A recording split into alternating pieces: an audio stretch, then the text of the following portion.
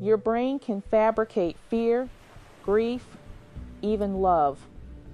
But psychologists say there's one thing it almost never fabricates: a memory that stays perfectly, identically locked every single time you access it. David Hensley woke up on the kitchen floor at 4:17 in the morning. Cold tile, bare feet, no memory of walking downstairs. This had happened 7 times in the past 3 months, and every single time he remembered the same thing. Lights above him, a low hum that vibrated in his teeth, and voices that never quite formed into words. His therapist called it sleep paralysis with associated hypnagogic hallucinations. His wife called it stress, but David called it something else entirely, and that name kept him awake long after everyone else had gone to sleep. Here's where this story gets genuinely unsettling. David began keeping a journal. Every morning, without fail, he would write down every detail he could remember before the images dissolved. And after 6 weeks, he noticed something that made him put the pen down and stare at the wall for a long time. The details were not changing. Normal dreams shift and morph, contradict themselves, fall apart under scrutiny. But David's memories stayed locked. Same room, same angle of light, same 3 figures standing at precisely the same distance from him every single time.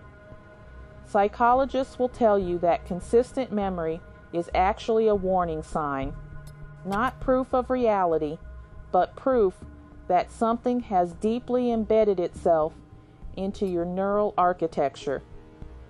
Trauma does this. So does something else, something researchers studying anomalous experience are far less comfortable naming out loud.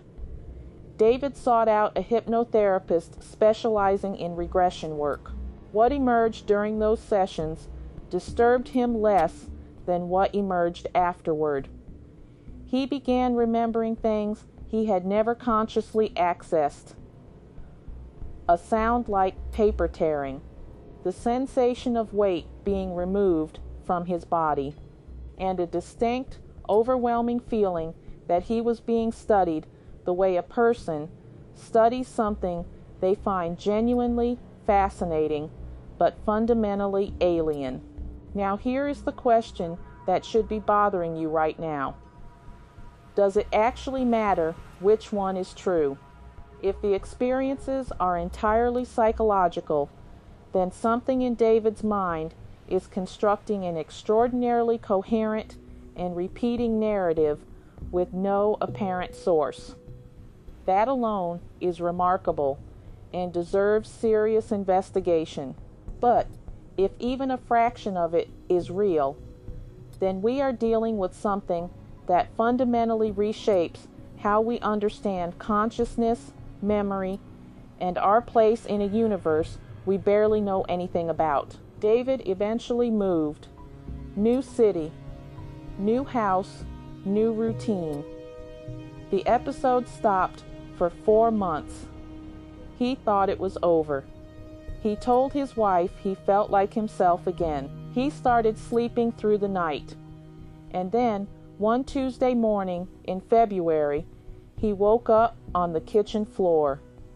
Cold tile, bare feet, and on the counter beside him, a glass of water he had no memory of pouring. The hardest part of David's story is not the mystery. The hardest part is accepting that some questions do not resolve. They just deepen. And the line between waking and dreaming, between memory and experience, might be far thinner than any of us want to admit. Sleep well